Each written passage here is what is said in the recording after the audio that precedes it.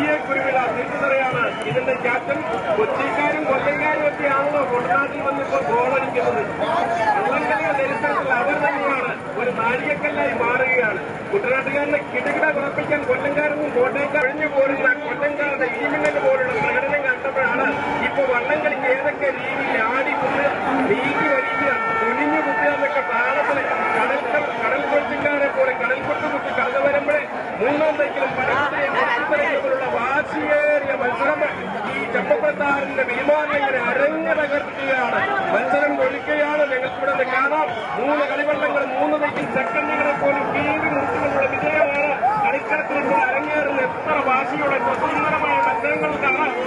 ഈ വള്ളങ്ങളിലെ 3 തൈക്കിലും പടക്കുതിരെ നെൽക്കത്തരം തമ്മിലുള്ള വാശിയേറെ മത്സരങ്ങളെ 1 മിനിറ്റിൽ 96 പ്രാവശ്യം ആ തുഴ വേറ്റി എറിയുവാൻ കഴിവുള്ളവരാണ്. ആ കഴിവ് പ്രയോഗിക്കുമ്പോൾ ഒരു കളിവള്ളം ശരാശരി 10